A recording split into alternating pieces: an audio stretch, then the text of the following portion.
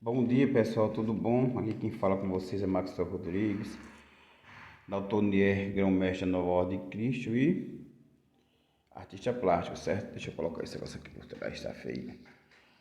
Deixa eu dar visão. Hoje faremos uma live às 4 horas da tarde falando sobre esse livro, certo? Alquimia de uma Alma. Nesse livro, Alquimia de uma Alma, eu conto a minha história de 1244, na teoria da fogueira, né? Da fogueira de Filipe o Belo. Eu nunca falo mais fogueira de Clemente e de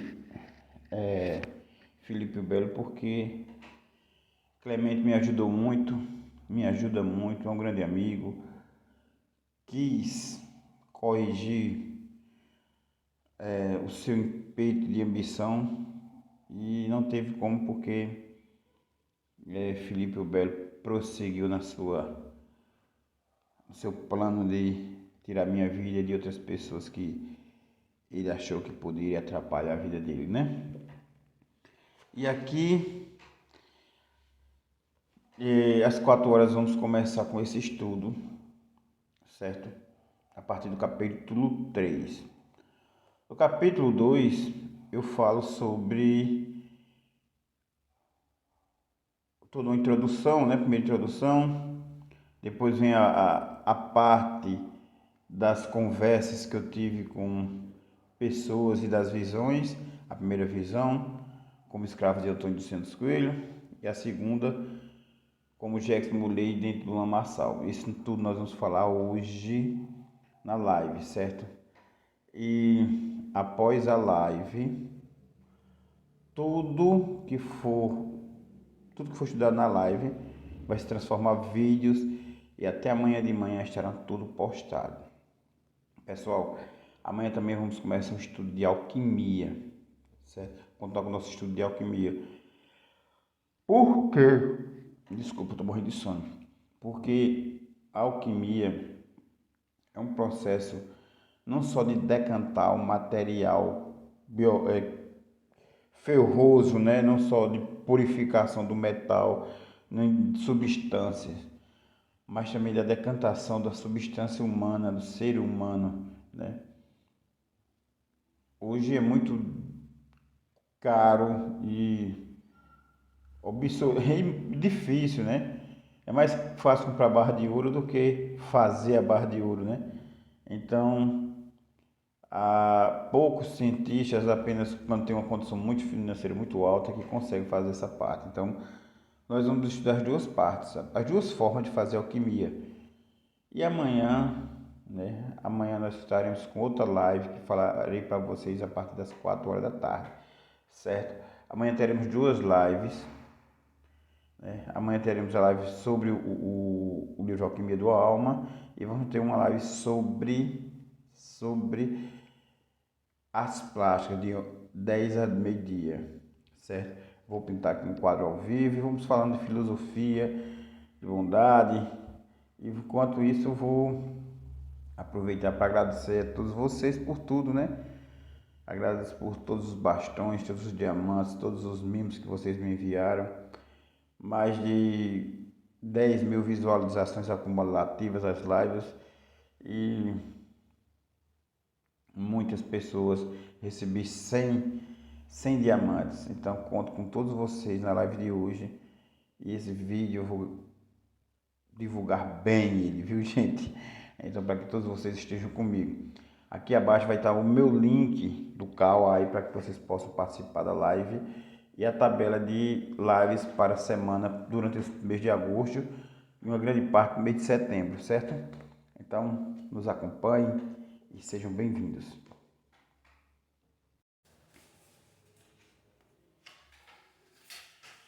Boa noite, pessoal. Me perdoem pelo atraso hoje na publicação dos vídeos. Hoje foi um dia bastante corrido e eu passei o dia todo trabalhando, né, em várias outras coisas e preparando a live. E quero agradecer primeiramente aos irmãos Marcos Monteiro, né? Montelo, o grande escritor, grande artista plástico, grão-mestre da Nova Ordem de Cristo do Estado de São Paulo, participar da live.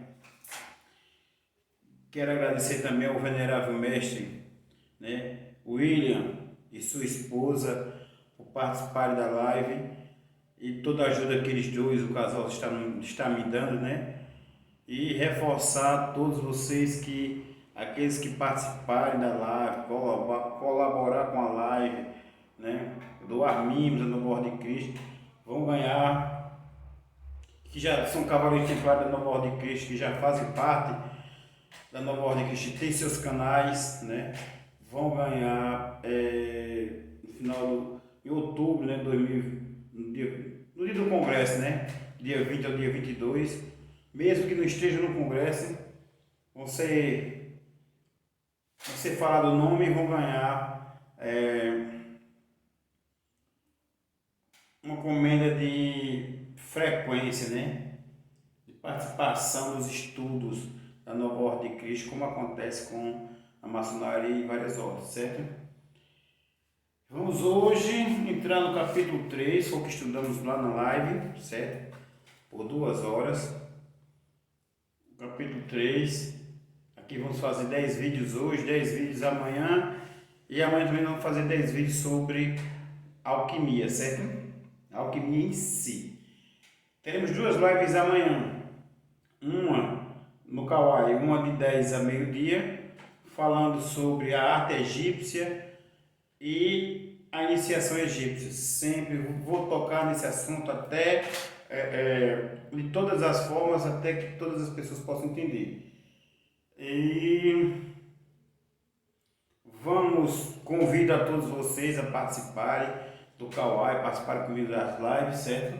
Interagirem, trocarmos conhecimento. Vou convidar um irmão que o irmão Val me indicou, certo? Já convidei 2 outros irmãos para fazer parte da live, né? Trocarmos conhecimentos por 2 a 3 horas consecutivas. E eu sei que todo mundo tem suas obrigações, né? Mas isso não aguardo. Então, vamos ao estudo, né? Como eu já falei anteriormente para você, esse livro é uma sequência, uma coleção de 5 livros, né? Nós estamos aqui hoje com 150 páginas, mas pretendemos, ainda falta 5 capítulos para concluir ele.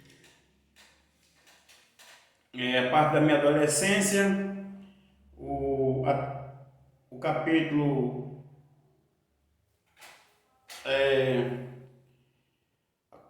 a conclusão das visualizações, né, dos sonhos, das visões, e depois, mas todos esses livros, gente, todos os trabalhos, toda a pesquisa da Nova Ordem de Cristo, tudo é em cima do nosso estudo com das nossas existências passadas, de passagens biológicas, certo? E mais uma vez eu não estou querendo aqui modificar nenhum de vocês, da fé de vocês, tirar vocês de nenhuma fé. Estamos estudando isso aqui apenas como uma ciência, certo? E é inerente ao homem, que faz parte do homem. Estou dividindo com vocês minhas experiências, o que eu aprendi, aqueles que se encaixarem nesses conhecimentos, se afinarem bem, os que não afinarem, vamos estudando apenas os ritos, né, a parte mais técnica da coisa, né, porque talvez não seja... eu deixo sempre livre para cada um, busque o melhor para si, para o seu desenvolvimento como noviço, como cavaleiro, como amazona do Nova Ordem de Cristo, né? Que ninguém é obrigado a nada, não põe nada a ninguém. Todo mundo vai ter que estar livre, né? para que eu possa atingir minha meta comigo mesmo, certo? E então, nesses livros, eu conto as minhas histórias, né, minhas passagens biológicas, certo? A primeira visão que eu tive foi essa aqui, foi esta, deixa eu ver aqui, ó, como escravo, Benedito, do capitão Bom Antônio dos Santos Coelho, certo? Que nasci em um navio, em uma nau da Ordem de Cristo, vindo de Portugal junto com o capitão Bom Antônio dos Santos Coelho para as terras de Pernambuco. Nasci no ano de 1771, nessa época. E faleci por meio do suicídio em 1821. Certo? Bom, o Capitão Mor me vi como esse irmão, né, esse escravo, correndo dentro de uma mata, e por meio dela passava-se, eu andava muito em um grupo de negros escravos que estavam fugindo do feito do capitão Bom Antônio Coelho, vamos, né, diminuir aqui, ou então do Santos Coelho. E nós fomos capturados, um cachorro, né, que eles criaram, os cachorros que eles criaram, morderam a gente foi colocado dentro de uma jaula que parecia aquela jaula de macaco, uma cadeia de madeira de lenha que ele construiu para levar os escravos fujões. E eu estava dentro, eu e mais um grupo de mais 4 irmãos. Fomos levados para a fazenda dele, né, para o engenho dele. Lá nós fomos torturados. Levei muita chicotada nas costas e fiquei doente por alguns meses enquanto curava daquela pisa. Hoje eu sei que aquela pisa tinha como meta que eu lembrasse desse período aqui, ó. Nada é para o mal, gente, tudo é para o bem. O período onde eu fui Jacques Molay. E assim pudesse amenizar aquele ódio, aquela mágoa, aquele rancor que eu tinha dentro de mim, mas eu não consegui, né? Então, e assim, 8 anos depois, me vi prestando serviço à CELP. É um resumo que eu estou fazendo aqui, gente. Prestando serviço à CELP, e nesse período eu saí de Caruaru e fui fazer uma ligação de 150 casas no Monte Sombrio, na cidade de Bonito. E chegando lá, erramos, fomos bater numa caverna, depois encontramos a entrada do acampamento do MST, onde iria ser feita a ligação das 150 casas. E o fato é que depois desse período nós entramos, depois conseguimos ligar 50 casas e partimos para concluir o serviço, né? E ao errar o caminho outra vez, paramos ao lado de um casarão. E o casarão que eu vi na primeira visão, eu como escravo Antônio de Santos Coelho, era o casarão da minha visão. Eu estava lá, com aquelas portas de 4 metros de altura, 3 metros de altura, dessa largura. As portas ainda estavam intactas, a mesma fechadura, a mesma subida, os postes na frente. E era um padrão dele, era um padrão de Antônio dos Santos Coelho, eu não tinha percebido isso. E ao lado estava o tronco, né, onde eu apanhei. Ai, como eu apanhei, gente. E aí, mais à frente, estava lá a velha em ruína, né, senzala, com o nome assim. Propriedade do Santos, Antônio dos Santos Coelho, 1781. E eu, naquela época, comecei a fazer pesquisa. Mas como a internet, naquela época da pesquisa, para saber quem era o Antônio dos Santos Coelho, como é que era impossível. Tentei ir com um amigo na casa dele, procurando Antônio dos Santos Coelho bonito e nunca aparecia. Proprietário de engenhos, de fazendas, não aparecia. O tempo passou, né, e eu fiquei de férias e quando cheguei aqui em casa, um ano ou dois depois, mais ou menos uns 3 anos depois, o pessoal aqui de casa já tinha comprado foi 3 anos mesmo, gente, 3 anos depois, como o tempo passa.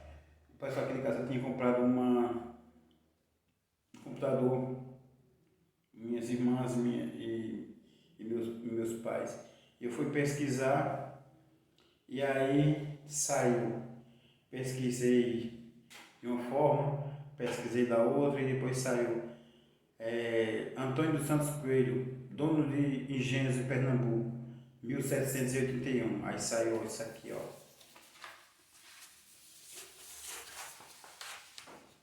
Este homem aqui, ó. Antônio dos Santos Coelho. Capitão Mor Antônio dos Santos Coelho Fidalgo, né? Nasceu em Portugal e cavaleiro professo da Ordem de Cristo. E ele construiu essa casa na vila de Genipapo, em Sanharó. E assim começava a minha pesquisa por aqui, certo? E hoje, por meio de minhas pesquisas, para ver a influência da Ordem Templária, da Ordem de Cristo, na economia do agreste pernambucano, os documentários, as pesquisas, os livros. Então, tudo isso, eu estou usando as redes sociais para vender propaganda, para fazer exposições de arte, colocando isso em obras de arte, colocando tudo isso. Tem duas razões.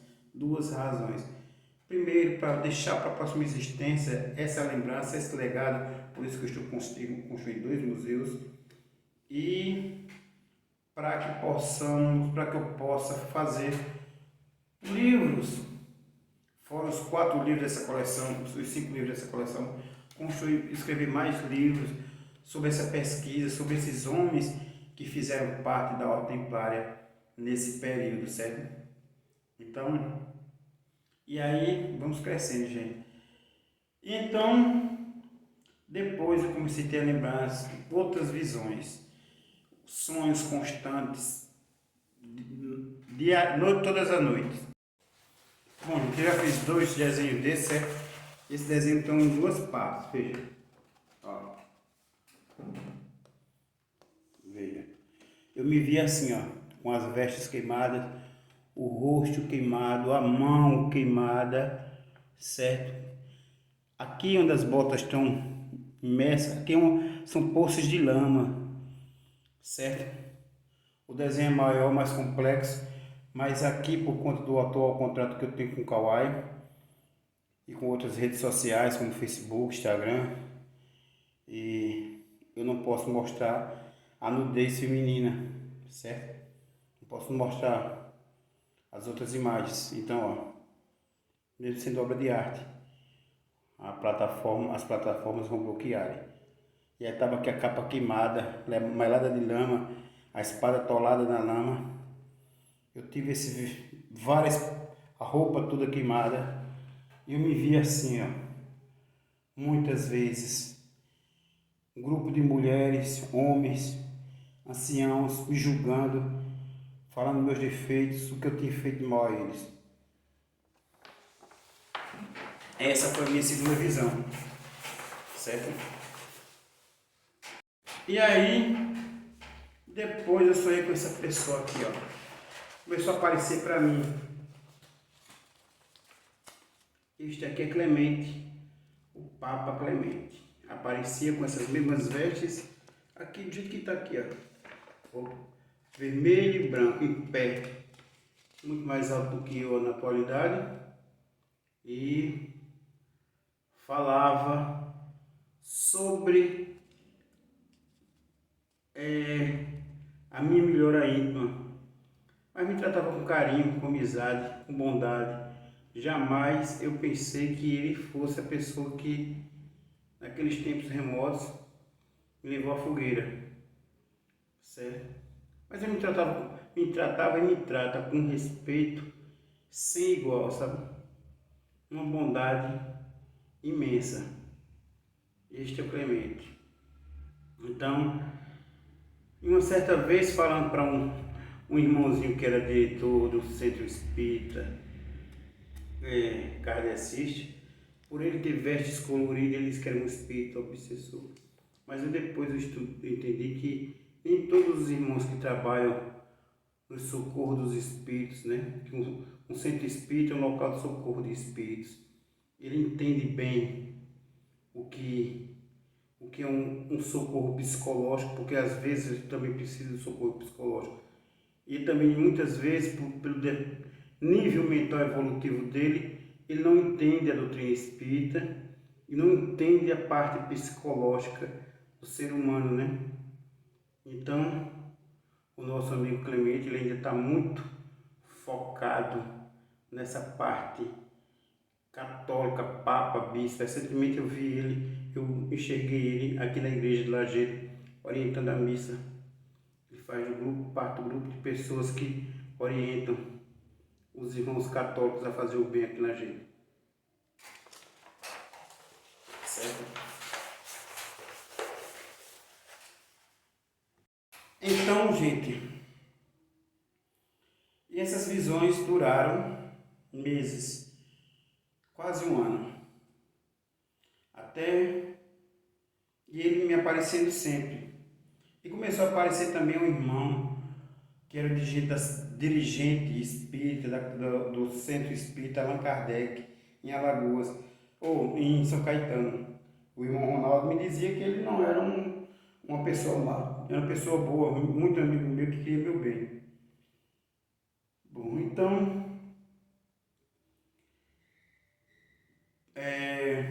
um dia, um período de tempo, eu passei 6 meses sem frequentar os centros espíritas, porque eu estava com problemas pessoais, eu tinha quebrado já pela quinta vez como um empreendedor, e eu estava buscando uma forma de montar outro negócio, né? Mesmo porque eu precisava zerar a dívida que ficou do último negócio. E estava difícil, né?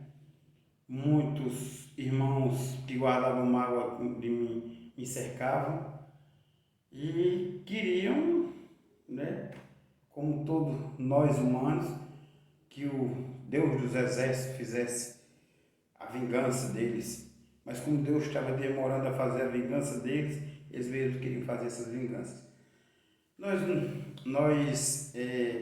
não levamos muito a sério, né? E às vezes botamos isso de uma forma muito religiosa e muito filosófica, romanteada, e nós não entendemos muito isso, né?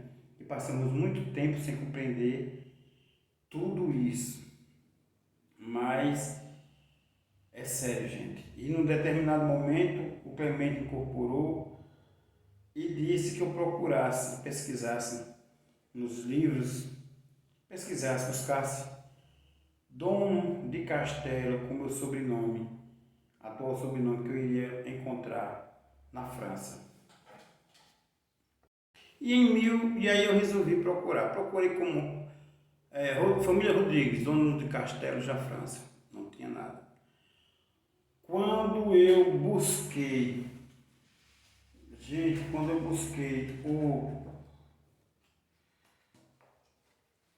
eu já guardei. Quando eu busquei Moraes, família Moraes, dono de Castelo na França, época medieval, aí quem vê de frente, ó, aqui, esta imagem, Jacques Borgonha de Molay. E era a mesma imagem da visão que eu tinha, que eu me espantava com a mão de frente da que eu tenho agora. Eu me espantei várias vezes.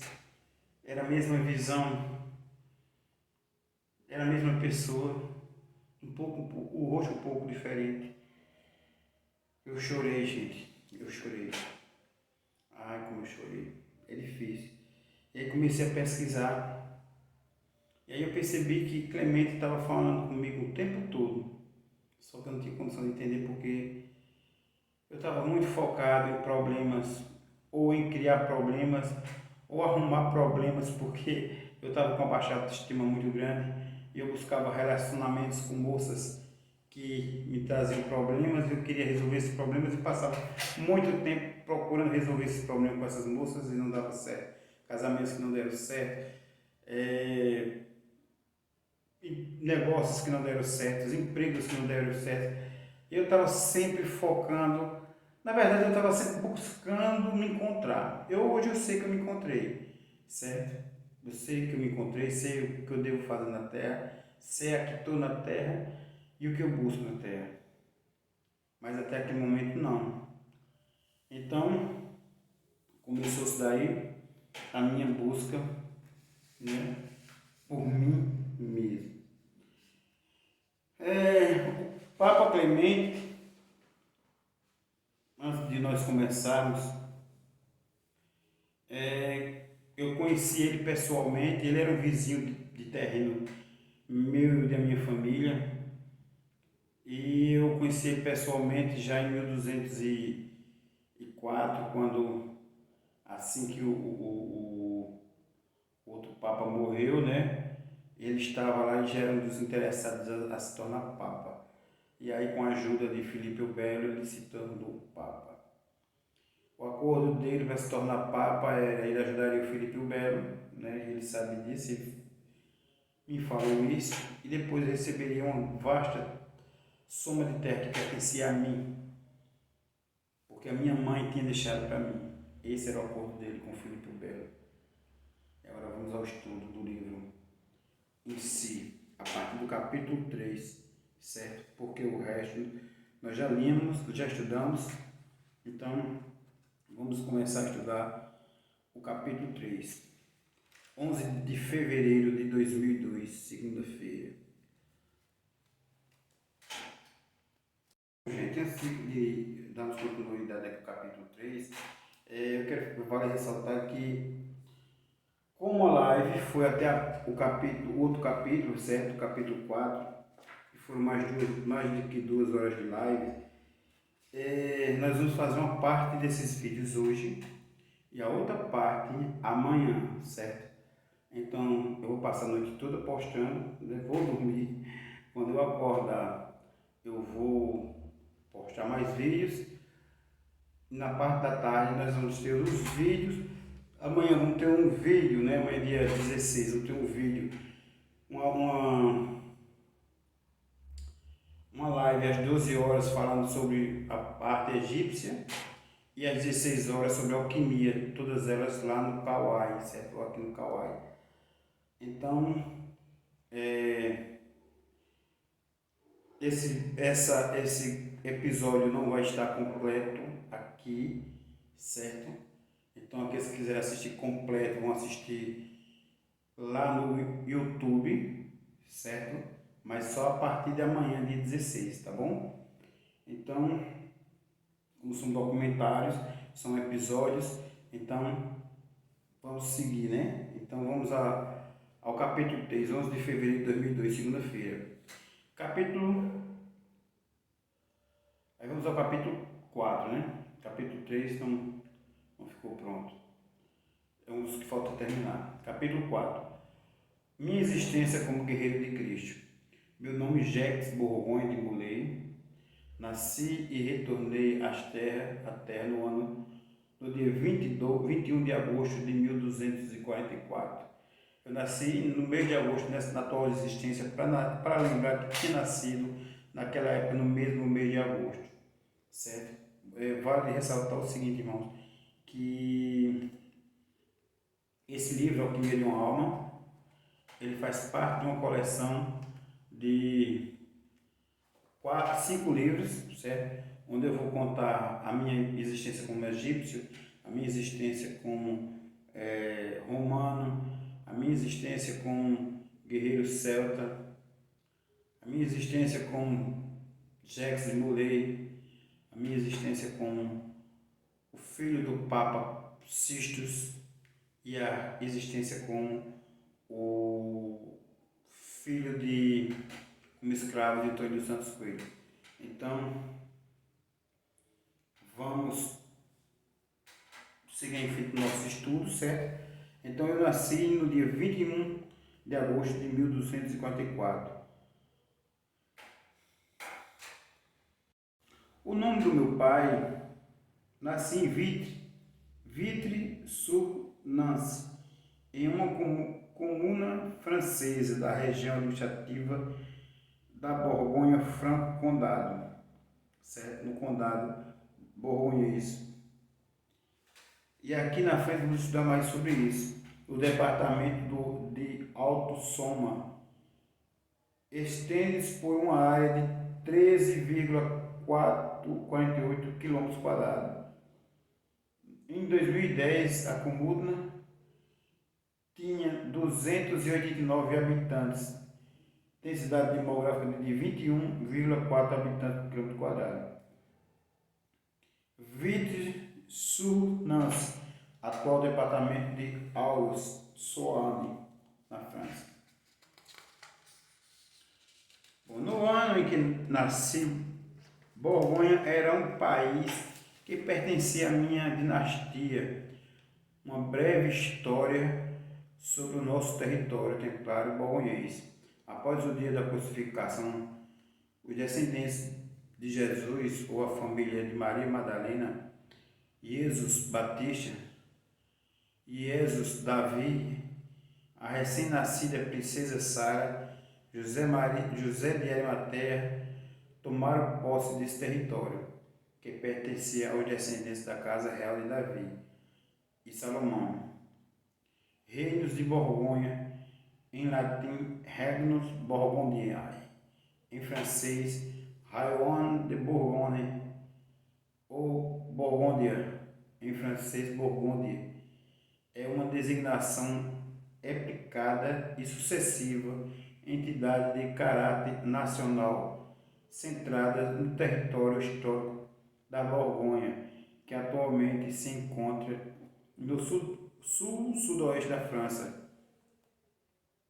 O nome da região e do reino deve-se aos borgônios, um povo de origem escandinava. História dos francos, Idade Média, francos. Bom, contando a nossa história, né, do nosso território franco, Idade Média, francos. A maioria, para que vocês possam conhecer o mais fundo possível a história de nós, os francos borgonhês, que montamos a Ordem Templária, que fizemos as cruzadas, que construímos o país Porto do Graal, que construímos as ilhas secretas de Borgondes. Então, tudo isso era uma conquista, era um trabalho da nossa linhagem, da nossa família, certo? E como é que nós surgimos? Né? Depois daquela vinda de Maria Madalena, né? E todos os descendentes da linhagem. Desculpa, gente, estou muito cansado, viu? A maioria dos reis bárbaros formados a partir da destruição do Império Romano do Ocidente teve vida curta. Saxões, visigodos, ostrogodos, alanos, burgúndios e outros povos não resistiram às pressões externas e acabaram dominados ou destruídos. Apenas os francos conseguiram se estruturar e fincar raízes na Gália. Depois expandiram seus domínios sobre territórios que hoje correspondem à França, Alemanha, Bélgica, Itália e mais 8 países da Europa. A palavra franco vem do alemão antigo "Frecker" e significa forte, ousado, corajoso. Essas eram exatamente as qualidades que Carlos Magno procurava ostentar como o maior soberano dos francos e grande guerreiro cristão. Por isso, Carlos Magno foi coroado pelo Papa Leão III com o título de imperador na tentativa de resgatar a autoridade do antigo Império Romano, que todos os povos bárbaros germânicos, os francos, merecem especial atenção, pois conseguiram estruturar um poderoso Estado de grande significação na Alta Idade Média europeia. Esse Estado franco formou-se e expandiu-se sob o governo de duas dinastias: dinastia dos reis merovígios, do século V ao século VIII, certo? Período de formação do Reino Franco, das suas primeiras expansões territoriais e da aliança estabelecida entre o rei e a Igreja Católica Romana. Continuando o estudo aqui do livro Alquimia de uma Alma, o Papiro 5, o Guerreiro de Cristo, quando eu conto a minha história com Jacques Borgonha de Molay. Dinastia dos Reis Carolíngios, do século XIII ao século IX, século VIII ao século IX, período do apogeu dos francos, de sua máxima expansão territorial e da tentativa de fazer ressurgir, sob o governo dos francos, a autoridade de um império universal. Nós, os Merovígios, Moriveu foi líder dos francos na primeira metade do século V, chefiando seu povo na luta contra os hunos, Batalha dos Campos Catalâneos, por descender de Merovel, a primeira dinastia dos reis francos e denominados Merovígia. Em termos efetivos, o primeiro rei merovingio foi Clovis, neto de Merovel, que governou durante 29 anos, de 482 a 511. Clovis conseguiu promover a unificação dos francos, expandiu seus domínios territoriais e converteu-se ao cristianismo católico. Depois da morte de Clovis, seus 4 filhos dividiram o reino franco, enfraquecendo politicamente. Somente com o rei Dagoberto, no período de 629 a 639, houve uma nova reunificação dos francos. Entretanto, após a sua morte, surgiram novas lutas internas, aceleraram o desmoronamento do poder dos reis merovíngios.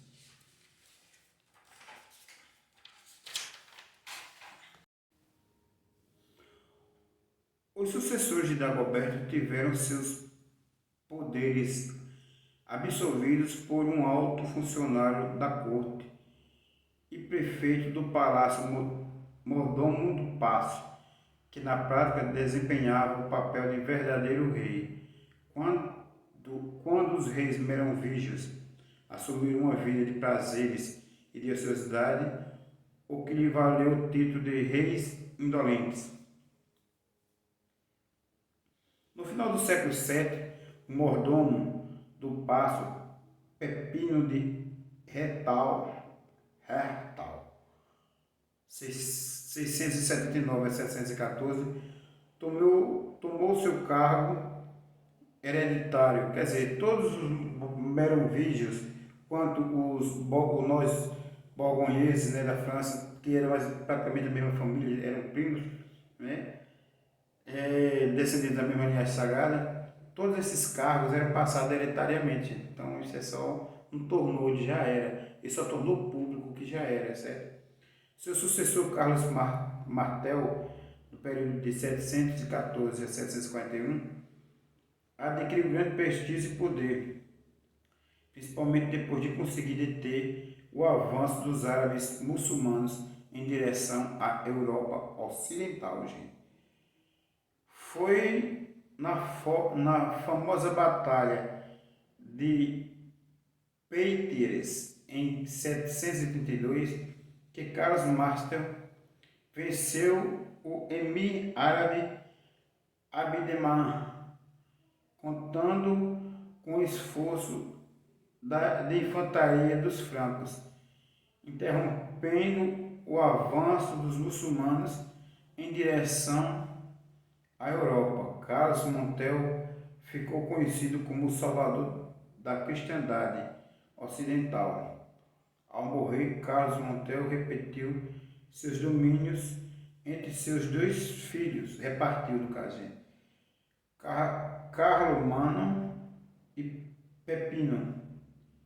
Em 1747, Carlomano entrou para a vida monástica, deixando para Pepino todos os poderes políticos deixados pelo pai.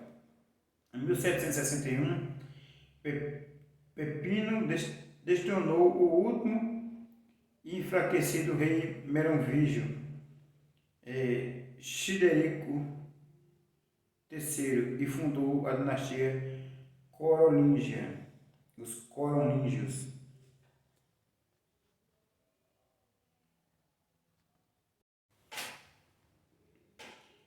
Pepino o Breve obteve o reconhecimento do Papa Zacarias para o destronamento do último rei merovingio, que se recolheu a um mosteiro, eleito rei de todos os francos. Pepino foi abençoado solenemente pelo arcebispo Bonifácio, representante do Papa. Antes de morrer, 768 anos, no ano de 768, Pepino dividiu o reino entre os seus dois filhos, Carlos Magno e Carlomano. Porém, 3 anos após receber sua parte no reino, 771, Carlomano morreu e Carlos Magno tornou-se soberano absoluto do reino franco. Através de diversas guerras, Carlos Magno ampliou os domínios dos francos, apoderando-se de regiões como Saxônia, Baviera, Lombardia e quase toda a Itália. Suas conquistas trouxeram-lhe prestígio e poder. A Igreja Católica aliou-se a Carlos Magno, pois desejava a proteção de um soberano poderoso e cristão que possibilitasse a expansão do cristianismo. Assim, no dia 25 de dezembro do ano 800, Carlos Magno recebeu do Papa Leão III o título de Imperador do Sacro Império Romano. Foi uma cerimônia pomposa e solene que pretendia reviver, através do novo imperador, a autoridade do Império Romano no Ocidente, desaparecido em 476 com as invasões germânicas. Desse modo, Carlos Magno foi coroado como legítimo sucessor dos grandes imperadores romanos. A princípio, o imperador bizantino não reconheceu o título concedido a Carlos Magno. O imperador bizantino Miguel exigiu, para dar seu reconhecimento, concessões territoriais na região da Dalmácia e da Istria. O Império Franco não tinha capital fixa, sua sede dependia do lugar onde encontrava-se o imperador e sua corte. De modo geral, Carlos Magno permaneceu por maior tempo na cidade de Aix-la-Chapelle, procurando dar uma organização mais adequada aos usos e costumes vigentes no Império. Carlos Magno baixou normas escritas conhecidas como capitulares. Carlos Magno criou subdivisões administrativas, encarregando os condes, os marqueses e os dominices de controlá-las. Cabia aos condes responsáveis pelos territórios do interior, condados, fazer cumprir e capitulares e cobrar impostos em nome de Carlos Magno.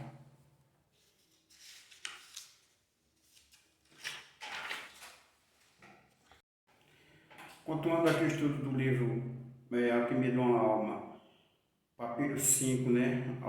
Alquimia de uma Alma. Este livro aqui, ó. Certo?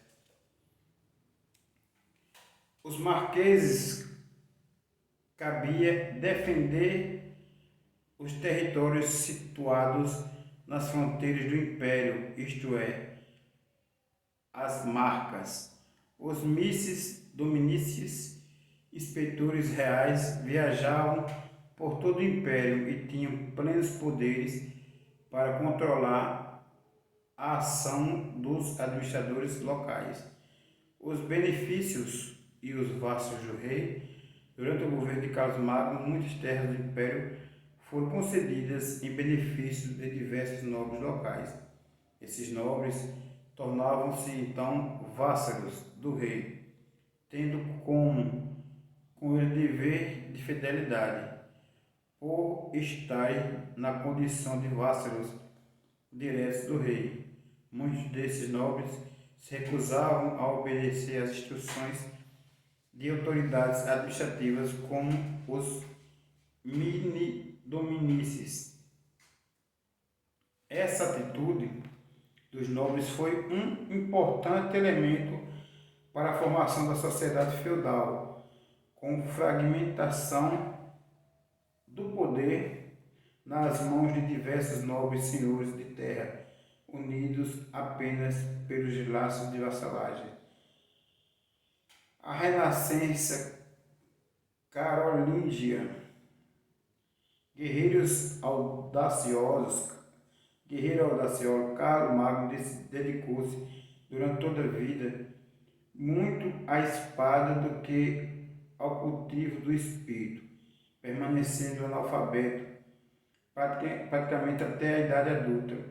Entretanto, na qualidade de administrador, propôs-se em promover o desenvolvimento cultural do Império Franco, talvez para dar legitimidade à pretendida recriação do Império Romano Ocidental, assessorado por intelectuais como o monge Alcuino, o bibliotecário Laide e os historiadores Paulo Diácono e Egnardo.